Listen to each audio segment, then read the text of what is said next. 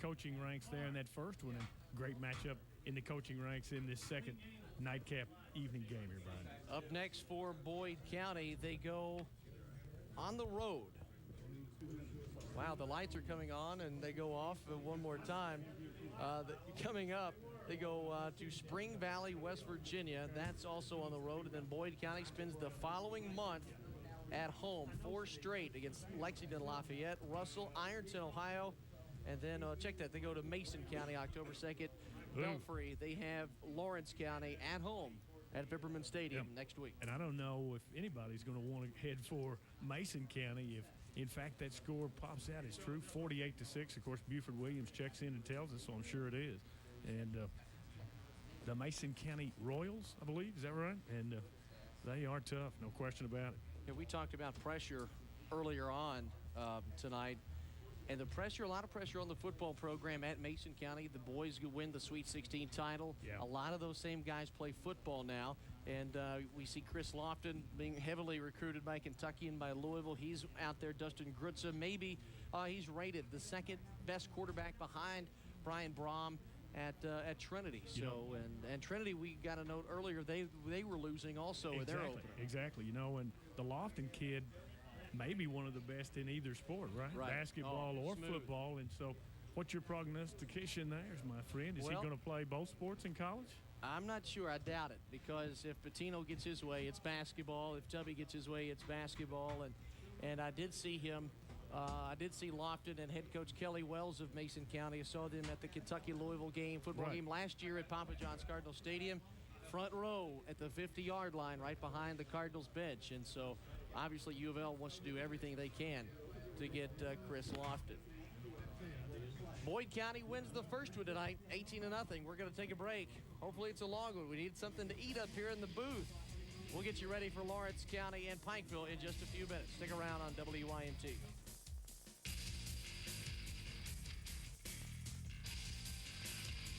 Don't let turmoil begin again. Employees at Pikeville Methodist Hospital must realize by now that the hospital is not the appropriate setting for a union. Remember when the union was here? It created discord and tension in the workplace, caused strife between coworkers, families, and friends, decreased trust between coworkers, caused years of turmoil and lack of progress, interfered with the progress for new services, impeded patient care, affected employment opportunities, and diminished the public image of your hospital in the community and press. Remember what we're accomplishing now without a union? Improved wages and benefits, employee fitness center, employee morale at an all-time high, air ambulance service, medical detoxification unit, inpatient rehabilitation unit, world-renowned heart surgeon Dr. Tom Donahue, the director of the Open Heart Program, cardiothoracic vascular unit, many new job opportunities, family practice clinic, new MRI, Encore, state-of-the-art CT combo linear accelerator system, the latest for cancer patients and only the second in the nation. The UMWA is losing membership at the mines in Pike County. That's why they're coming after you and your money. Remember, union campaigns and contract negotiations drag on for years and limit growth and progress for our employees and the community they serve. The union comes around Pikeville Methodist every year around this time. Let's make it a short visit this year. We will not go backward. We must go forward. Now is the easiest time to say no to the union.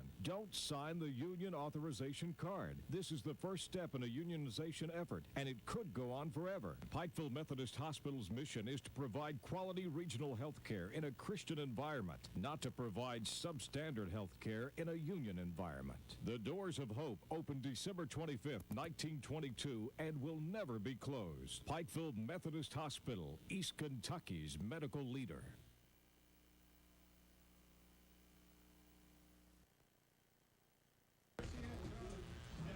Welcome back to the W.C. Hambly Athletic Complex on the campus of Pikeville High School. One of the best views you'll see in Pikeville. You see Community Trust Bank in the background, and the pool is rather dark, but the crowd has not departed that much.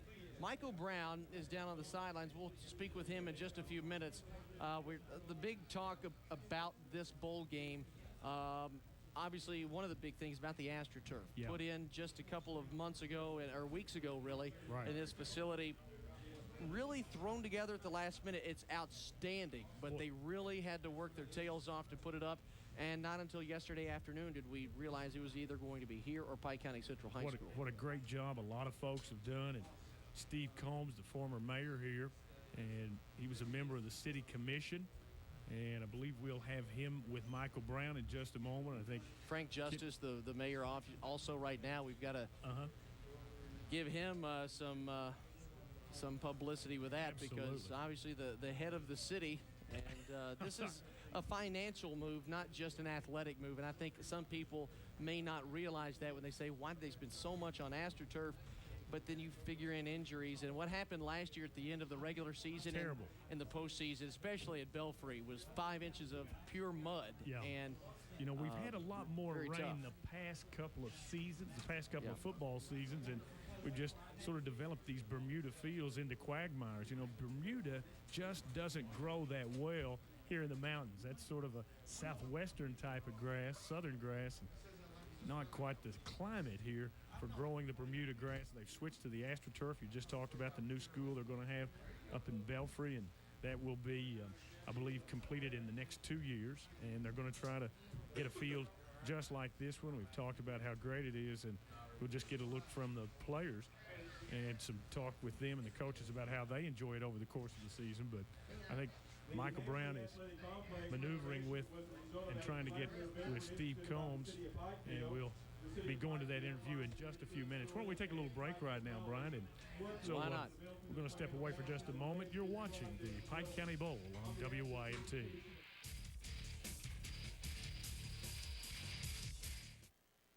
That serves tender and delicious certified Angus beef, made just the way you like it. Beef so special that only the best makes the cut. A place that serves the juiciest, plumpest chicken and mouth-watering premium quality pork. Meat so good they'll eat 'em all gone. Where's this meat place? At your place. When you buy the top quality meats from the food experts at Food City. And when you buy meat from the food experts, that makes you a food expert too. Any all the way, dude. I have an innie. I got one. Okay, this is really nasty though. Okay. Would you guys rather eat like a maggot-filled pie or go to school completely naked? Naked. Hey, you know what would be funny? I don't want that. If someone like pierced their outie.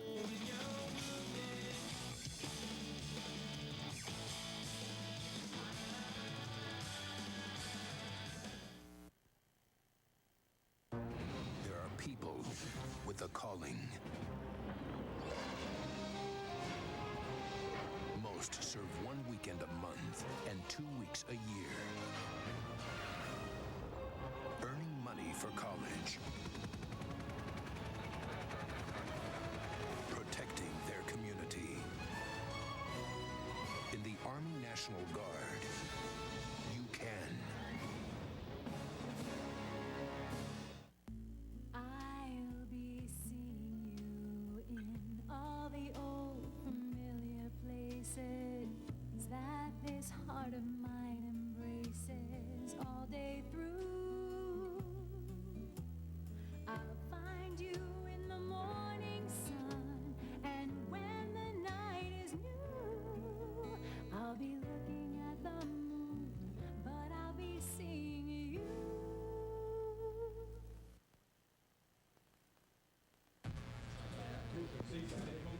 In between games here at the 19th Annual Community Trust Bank WYMT Pike County Bowl. And as we've mentioned all night and mentioned over the last several weeks on WYMT Sports, the AstroTurf field that covers the baseball and football stadiums and the new facilities that we have at the W.C. Hambly Athletic Complex. Michael Brown is down on the sidelines with one of the key instrumental figures in getting this renovation done at the Hambly Complex. Michael?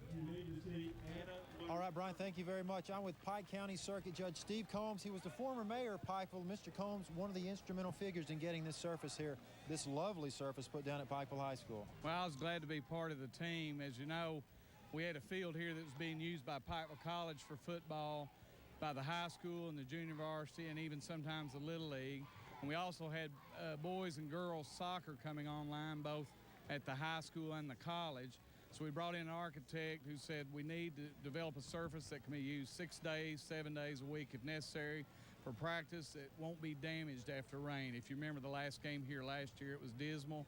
So they suggested this surface. The city commission and I, along with Mayor Frank Justice, traveled all over the state looking at different surfaces.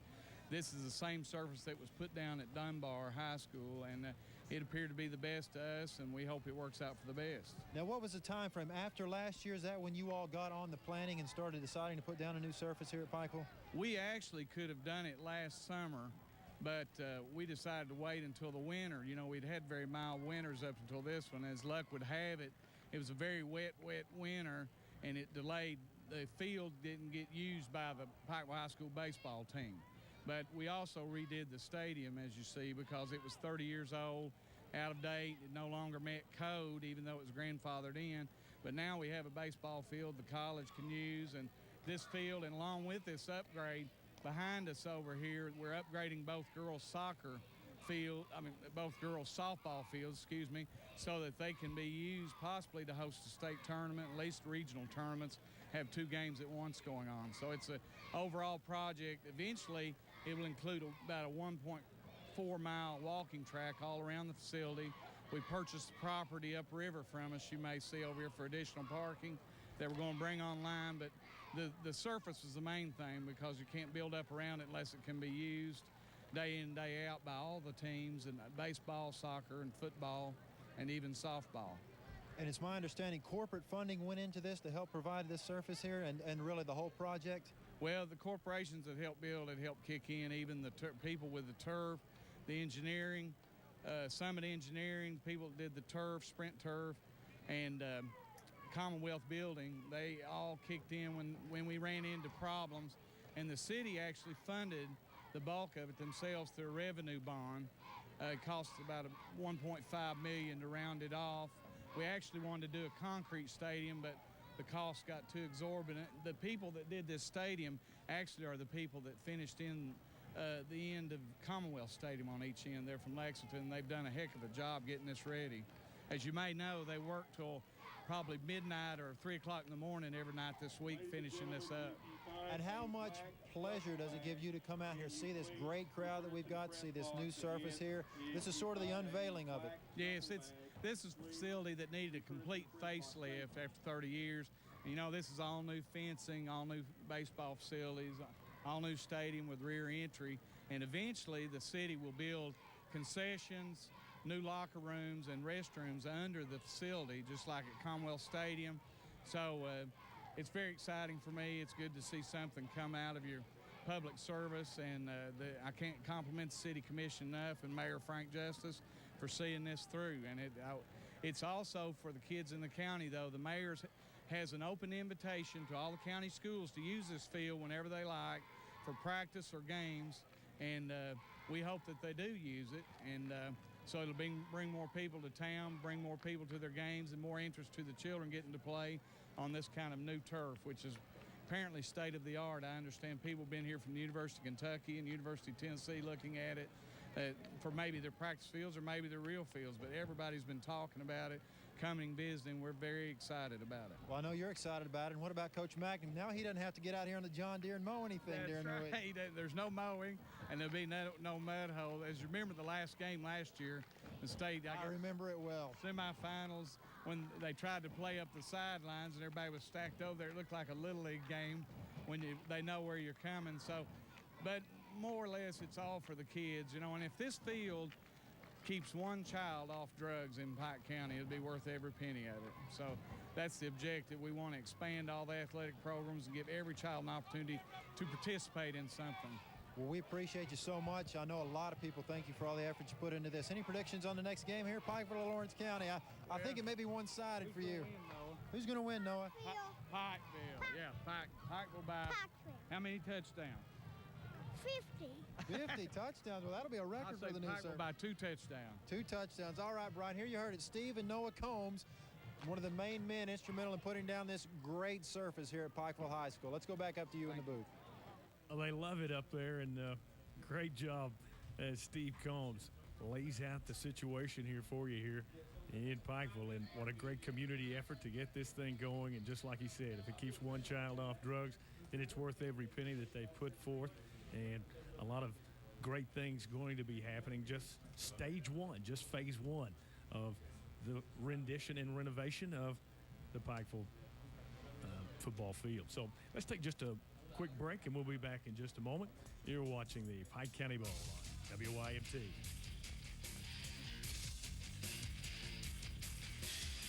The first time, you know. Of course I remember. Of course. If you missed it the first time, you'll see. Let's go. The practice. This is my very first jury trial. You gonna fire me?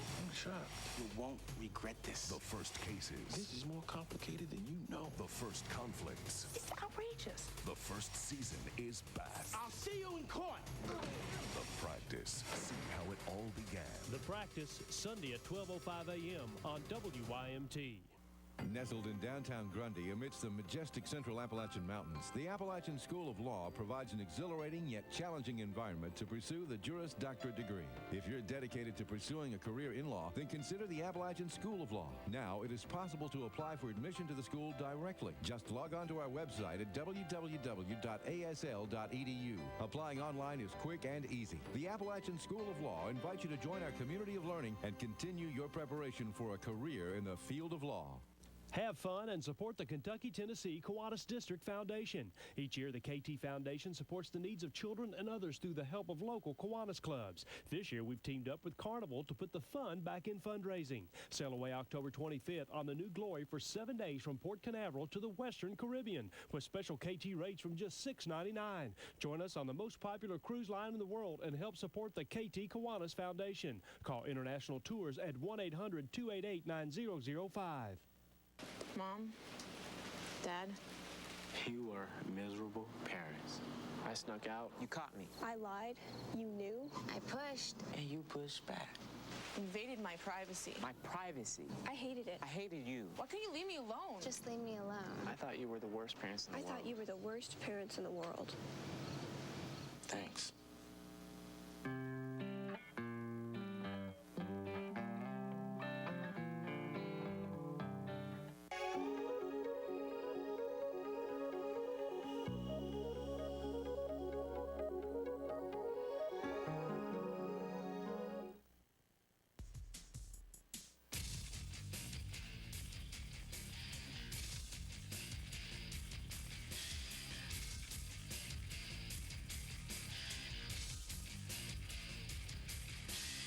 A tragic accident.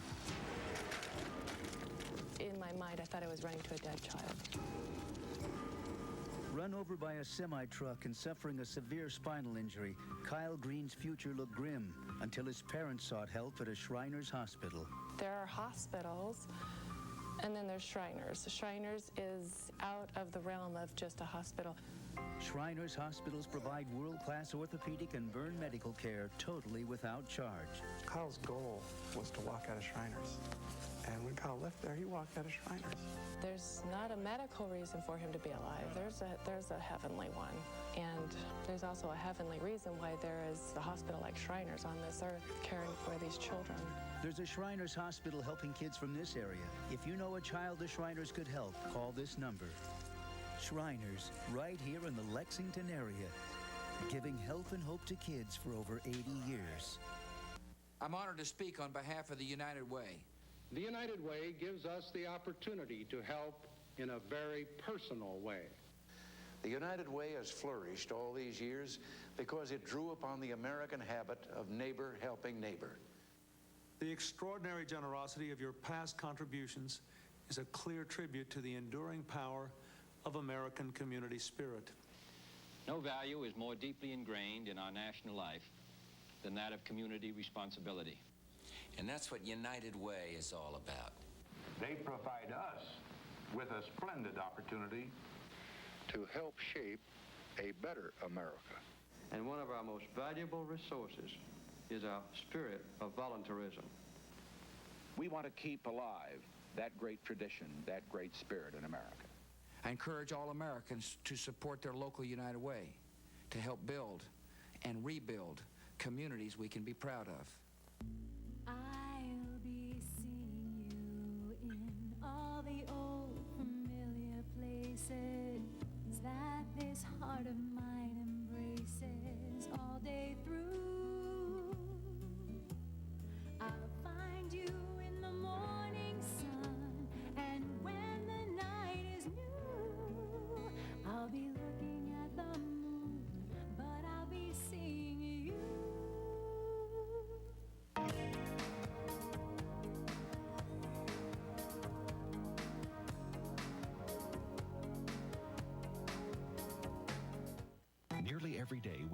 collision between a vehicle and a pedestrian. Don't let it happen to you. When there are traffic signals, cross only at intersections. When you see walk, look left, look right, then left again to be sure it's clear. If the don't walk begins to flash, you should have time to continue. But if you're still on the curb, don't start to cross then. When there are no signals, stop, look left, right, then left again. Be visible by wearing light colors and reflective material. Be smart. Don't become a statistic. The Bicycle and Pedestrian Program. For more information, go to bikewalk.kentucky.gov. When you drive, you're not alone. A bicycle is legally another vehicle. When you encounter a bicycle, slow down and wait till it's safe to pass. Leave at least 3 feet between your vehicle and the bicycle. There are some situations where a cyclist may need to take a position toward the center of the lane. Give the bicyclist adequate room to maneuver to avoid debris or drainage grates and to keep a safe distance from parked cars. A bicycle should be treated the same as any other vehicle. Please be courteous and share the road. Brought to you by the Bicycle and Pedestrian Program. For more information, go to bikewalk.kentucky.gov. 2002 was a strange ride for the Lawrence County Bulldogs, but it was business as usual for the Pikeville Panthers. Numerous injuries may have prevented Gary McPeak's Bulldogs from a deep run into the playoffs, but last season Pikeville was led by Paul Sullivan and Jared Frazier as the Panthers advanced to the regional finals for the 14th time since 1987. But that duo has been filed away into the school record books. This year, Lawrence County will have a variety of weapons in the arsenal and the return of quarterback Brian Short. Pikeville's strength, though, may lie in their defense. Guys like Brett Gibson, Britton Hamilton, and a host of others return from a team that surrendered only 176 points in 2002. Speaking of points, the last time these two mountain powers met, they combined for 82. We'll see if that happens again tonight in the nightcap of the 2003 Community Trust Bank WYMT Pike County Bowl. Community Trust Bank WYMT Pike County Bowl, sponsored by Food City and sponsored in part by Deskins Motors, Glenn Martin Hammond, Community Trust Bank, Gary Johnson, and Pikeville Methodist Hospital.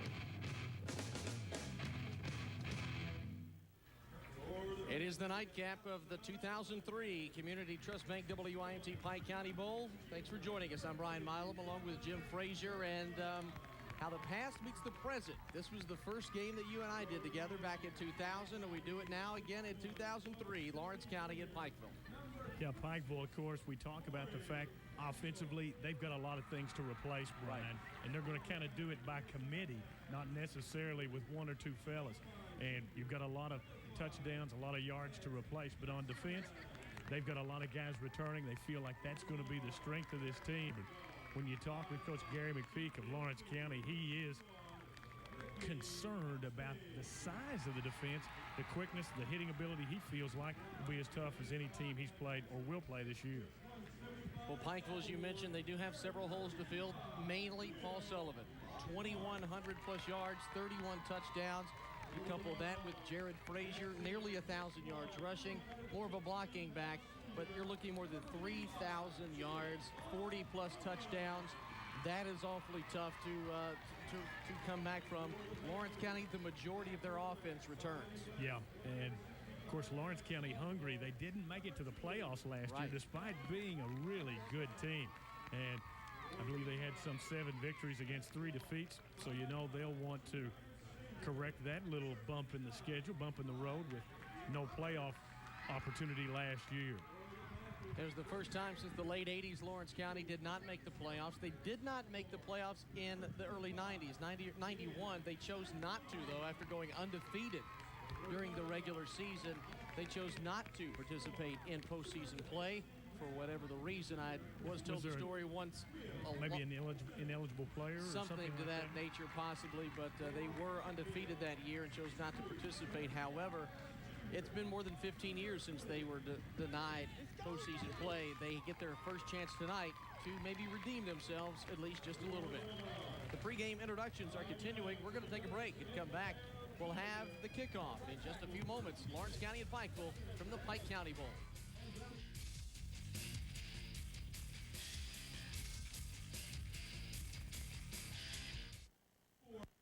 Serious injuries in the workplace can leave you unable to work. You may be entitled to not only workers' compensation benefits, but Social Security benefits. Don't put it off any longer. If you've been seriously injured and are no longer able to work due to your injuries, contact Glenn Martin Hammond, attorney at law, to discuss getting your workers' compensation and Social Security benefits. Call Glenn at his Pikeville office at 437-7777. Now, what's your email address again? Okay.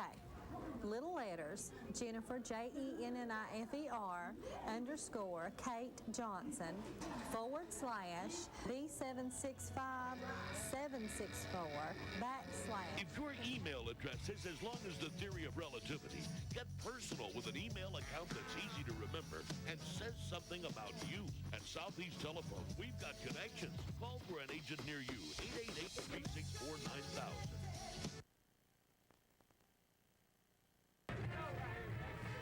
Lawrence County and Pikeville, they've met only one other time in the Pike County Bowl, that coming in 2000. Lawrence County scored 36. In most cases, that's good enough to win. That night, Pikeville scored 46 behind a team that did go to the state semifinals. Matt Branham, Chase Gibson, Nick King, Barrett Rogers, Frazier, Jared Frazier, the aforementioned Jared Frazier was on that team also, and a host of others. One of the most explosive offensive teams Pikeville's produced in history, and very deep history. But now we're 3 years fast forward, and really the roles are reversed. That year, Lawrence had to rebound from a lot of graduation. Now it's Pikeville, and we're ready for kickoff. And the crowd is into this one, aren't they? I mean, like nobody went home. This place is packed, and we're ready for football, my friend. A squib kick is bobbled by Lawrence County's Adam Preston, but he does recover, and the Lawrence County Bulldogs will take over at around the 30-yard line. At quarterback for Lawrence County is Brian Short. What a story he has returning for him. You know, last year in the Belfry game, a ruptured spleen. Nearly, doctors said, another 6 to 12 hours, and he would not be with us today. So a gutty story, a courageous story coming out of him. And he tosses it back to Kyle Barnett, who gets a couple of yards before he's brought down by several Panthers. See the Lawrence County offense trying to spread the field a little bit, try to take it wide, turn the corner, and Pikeville won't let them get to the daylight. Sets up second down. Pretty good gain there on the first down. Lawrence County is the first man through, and that's James Storts, another guy who was injured, and he bulls his way for the first down. Moves the entire pile with a little help from the offensive line. Storts played in the Prestonsburg game that we did with the Rec Bowl last year. Had a broken toe or foot in that ball game, sustained a hairline fracture, missed the next several weeks. He never really got back on track. And so Lawrence County starts 2003 healthy, and that's obviously a huge positive for them. Once again, the option, and straight up the middle, Lawrence County plows their way to midfield. Storts again.